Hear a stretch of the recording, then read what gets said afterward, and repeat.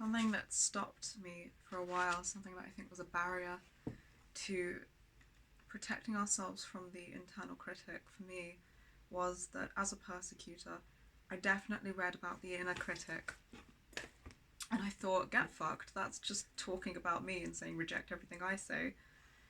And I read in this book about disidentifying with the inner critic. And I think that that's a really, really important step. I think that that is like arguably one of the more helpful things that we've learned to do, to recognize that, you know, is the inner critic the same thing as a persecutor? No, I don't think it is at all. I think that the inner critic is the echo, the after effect, the branded, looping, repeated sentences of criticism that we heard when we were kids from our caregivers that instilled this line of thinking in us. It's just the echo. As a persecutor, I did externalize it onto other people in my system, I guess is how I'd put it, for a very long time, because I was drowning in it myself. That's how I didn't realize that I was hearing it. I just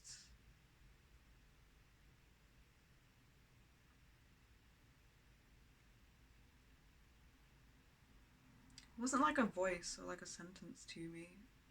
Once I became like more aware of it, it was, but it wasn't so easy to distinguish at first. It was just like a kid in my subsystem would want to jump onto a wall as we were walking and walk along it, and I'd snap at them angrily that they'd look fucking stupid if they you won't and you don't if they did that, and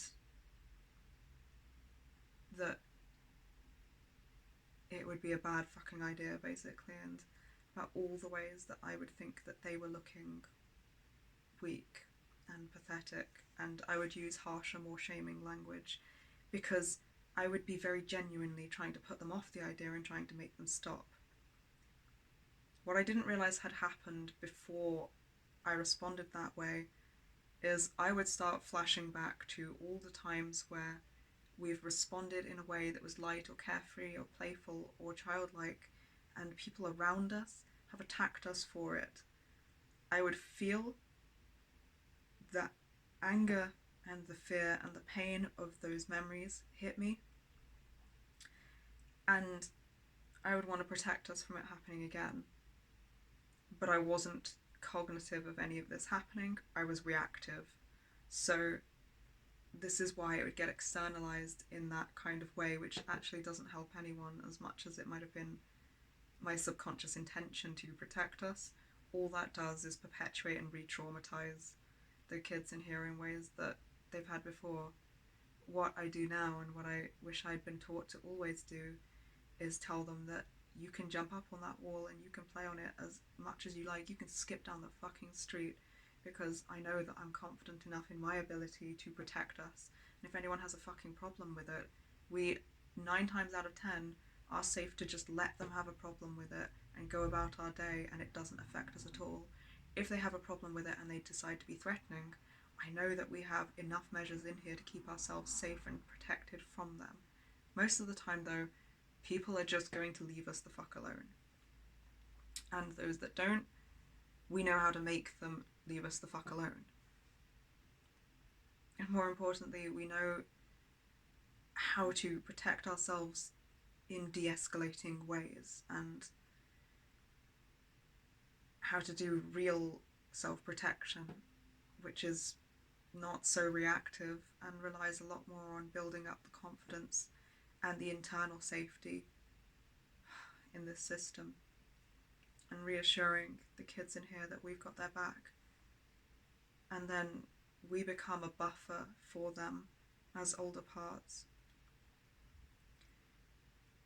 I'm kind of taking it upon myself, and I know Vince has done the same, that as at least the part of me that's a persecutor, and as him as a persecutor, we tend to act now more as the wall, the protective barrier between the kids in our system and the inner critic, whereas we used to amplify its voice and externalize it onto them.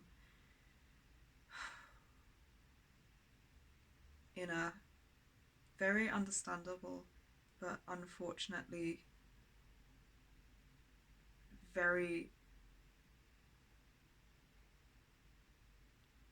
unhelpful and disempowering attempt at self-protection, we now can do the inner work to stay present, to stay grounded as adult parts while being in touch with what the critic is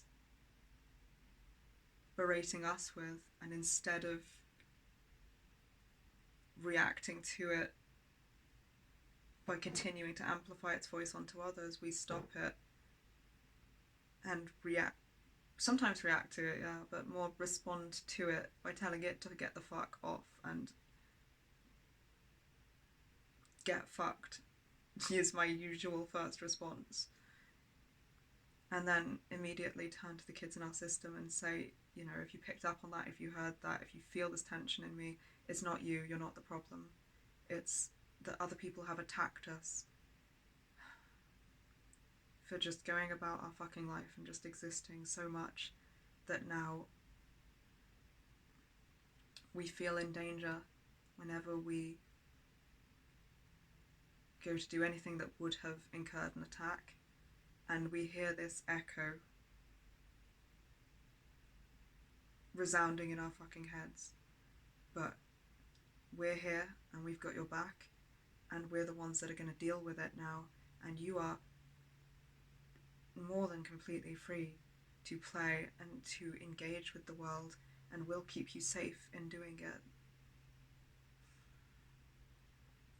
And in disidentifying with the inner critic and recognizing that it's not me, I'm not it, I'm a part of us. It's not. It's malware that was instilled.